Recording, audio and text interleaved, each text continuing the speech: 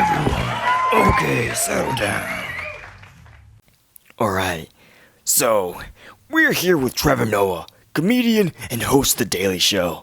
Trevor has recently published his sensational book, Born a Crime. Thank you for having me. Now, Trevor, can I call you Trevor? Of course. So, I read your book, Thank you. and gosh almighty, I had a blast. The way you tackle language barriers, or should I say, the way you use language to get yourself out of the sticky situations. Talk to me about the time you were almost mugged by the Zulu people. Okay, so I'm still a young little kid, right? Yeah. And I'm walking down the street. Uh-huh. And now this isn't a street like here in America with cars zooming up and down, parents holding on to their children like, don't get run over. our parents didn't really care about us. And so I was going down this road alone, and some guys start walking behind me speaking Zulu. Yeah. And in their mind, I'm just some mixed kid who is their next victim. And I'm freaked out thinking, what am I gonna do? What am I gonna do? What am I gonna do? Yeah. And out of nowhere, I just turn around and say, hey, how about we rob someone together? I'm ready. And I say that to them in Zulu.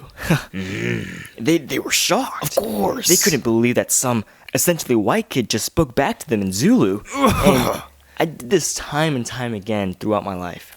Yeah, I'm sure it came in handy. Yeah, it did. Because of my mother, who I love dearly, Yeah. she taught me so many languages.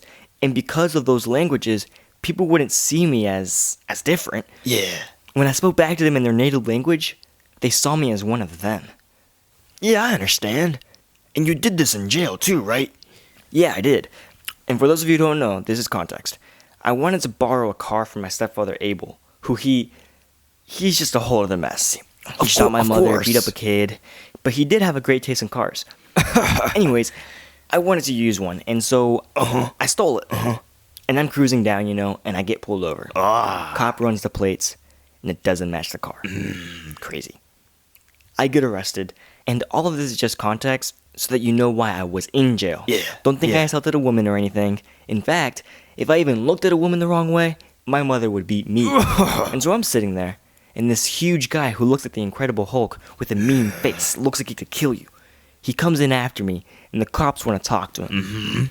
The cop speaks Zulu, and he speaks Tosha. Yeah. And I speak both.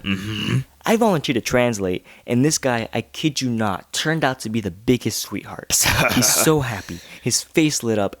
And yeah, by speaking to the man in his language, he felt comfortable with me. And it goes to show how much people love to be with people who are like them. And isn't that just the definition of racism? Because I don't think I beat racism. I think I found a loophole. I slid in right through the cracks. Wow. Just wow, that's powerful. So did you really take a shit on the floor? Oh my god. Yes I did. Why would you do that? Do what? You can't just say I took a shit on the floor and not explain it at all. Now people think I'm weird. Oh, my bad. Okay. Let me explain. Okay, see, first, my family is very religious. We went to church every Sunday. We were Christian, but we also had some traditional beliefs in us.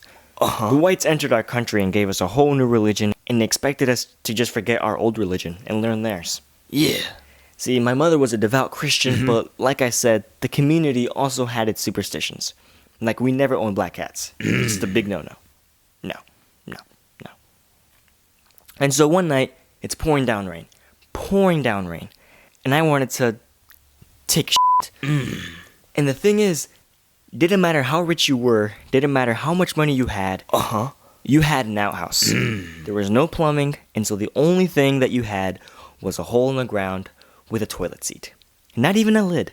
There used to be one, but it disappeared. I don't know how. I forgot. Anyways, it's pouring down rain, and I did not want to go outside. I didn't want to get wet. And so I thought to myself, I could just take a shit right here in the kitchen and then clean it up. So that's what I did.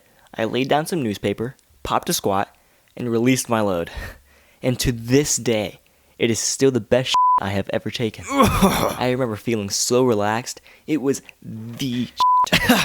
And then I look up, and I see my great-grandmother Coco sitting in the kitchen, looking at me. The thing is, she's blind. She can't see me. But with all the commotion, she knew someone was there. And she started calling everyone's name. Hallo, Trevor, Francis. I don't say a word. I pick up the paper, and I dump it in the trash.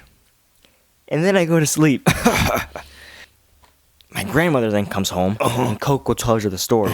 Mom comes home, grandmother tells her the story, and they find my in the trash can. My mom comes rushing to my room and asks me if that's my Yeah. and I play dumb and I say, "What? No, definitely not." And she believed it, I think. And this is what I mean by my family still had traditional beliefs. Their conclusion was, we're obviously haunted by a demon. Of course. And we need an exorcism right now. And so the whole community gets together to burn this shit and pray the demon away. And since I was white, they always made me pray because white prayers got answered faster or something. Meanwhile, I'm just a kid who's like, if I pray for the cause of this shit to die, will I die? I don't want to die. I don't want to exercise myself. And so yeah, that was the whole drama of that week. Alright, thank you, Trevor. And thank you, everyone, for listening. For more of these incredible stories, read Born a Crime in stores now. Go buy my book.